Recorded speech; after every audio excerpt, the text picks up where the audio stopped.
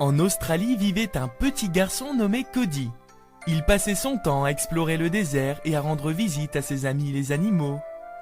Cody était un petit garçon étonnant. Il aimait tellement les animaux qu'il avait fini par apprendre leur langage. Un jour qu'il vagabondait comme à son habitude, il vit son ami Falou le kangourou se précipiter à sa rencontre en sautillant. Falou avait l'air soucieux. « Dieu merci, je t'ai trouvé, Cody !» lui dit Falou en reprenant son souffle. « Je t'en supplie, viens vite, il n'y a que toi qui puisse nous aider. Grimpe sur mon dos, nous n'avons pas une seconde à perdre. » Cody sauta sur le dos du kangourou et se cramponna. « C'est Marahut l'aigle doré qui a des problèmes, » expliqua Falou. « Il est pris dans le filet d'un braconnier là-haut, sur la falaise. Tu es le seul qui puisse aller le délivrer. » Quelque temps après, ils atteignirent la falaise et Cody entreprit de l'escalader. Après de longues minutes d'efforts éreintants, Cody trouva le pauvre Marahut cruellement ficelé dans le piège. Il lui parla d'une voix douce pour le rassurer et se mit à défaire ses liens. Malheureusement, lorsque le filet se desserra, l'aile de Marahut se détendit comme un ressort, précipitant Cody dans le vide. « Au secours !» hurla Cody qui allait s'écraser sur les rochers. « Sauve-moi, Marahut !» L'aigle ne fit ni une ni deux. Il s'arracha de ses liens, prit son envol et réussit à récupérer Cody sur son dos. Puis tout heureux, il lui fit survoler le canyon. L'aigle fit à Cody les honneurs de son nid. Il lui montra ses œufs et lui offrit une de ses précieuses plumes dorées pour le remercier de l'avoir tiré des pattes du braconnier.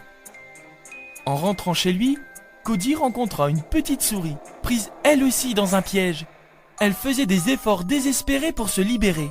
Comme Cody se penchait pour l'aider, la petite souris lui cria « Non, non, ne touche à rien, il va t'arriver malheur !» Trop tard. Cody n'avait pas vu un énorme trou masqué par des branchages. Il tomba à la renverse et s'écrasa au fond du trou.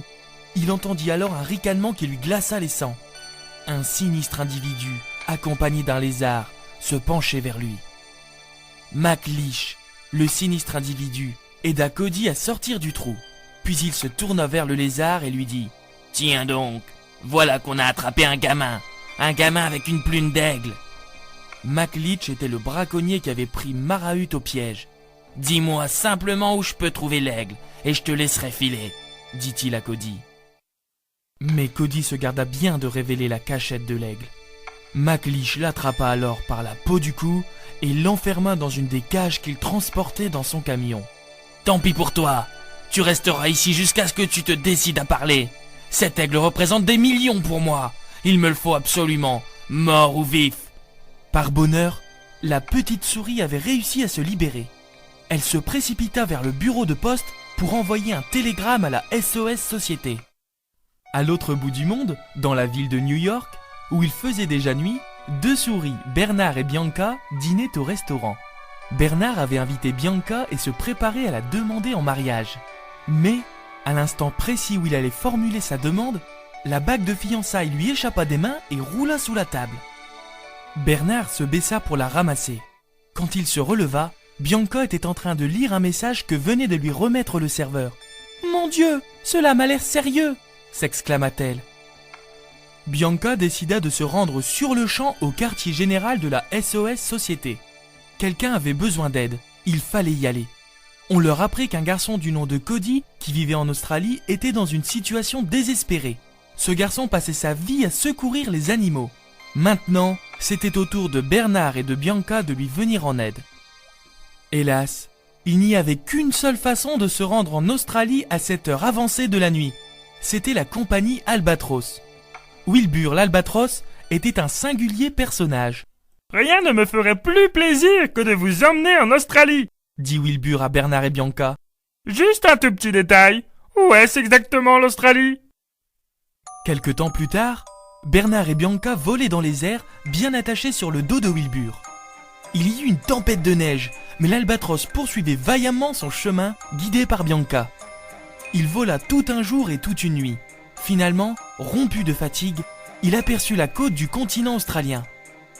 Malheureusement, en atterrissant au quartier général australien de la SOS Société, l'Albatros piqua du nez se foula une aile. « Bienvenue en Australie, essaie d'être plus prudent la prochaine fois !»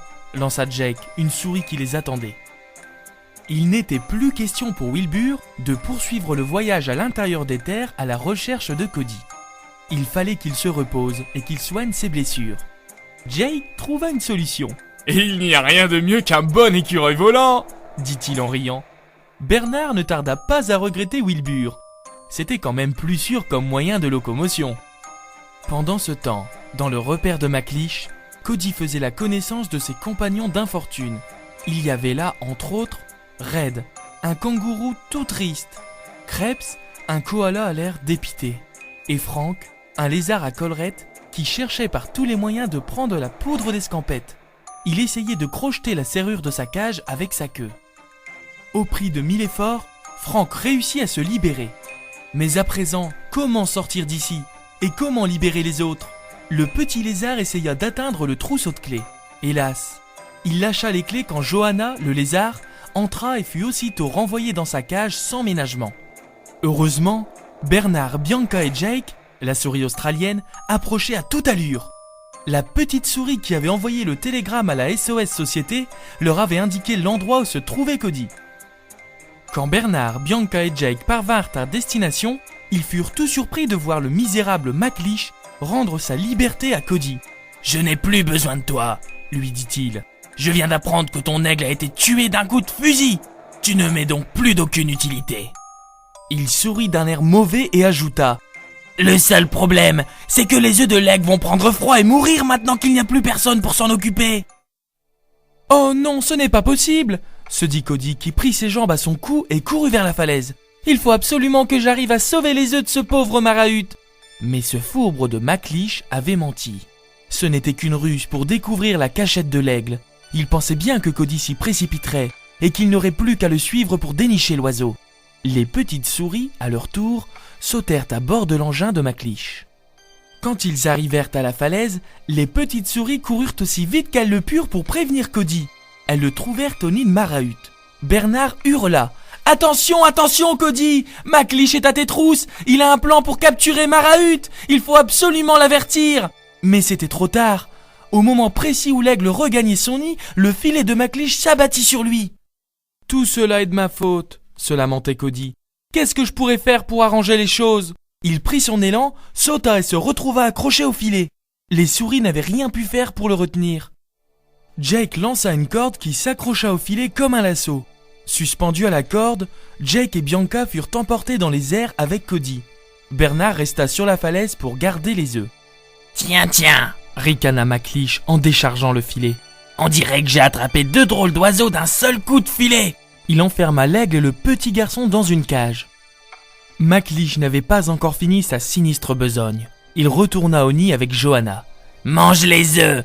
dit-il à son lézard. « Je veux que cet aigle soit le dernier représentant de son espèce dans le monde entier. Comme ça, nous pourrons le vendre encore bien plus cher. » Mais Bernard faisait bonne garde. Il cacha prestement les œufs de Marahut dans une fissure et les remplaça par des cailloux bien lisses.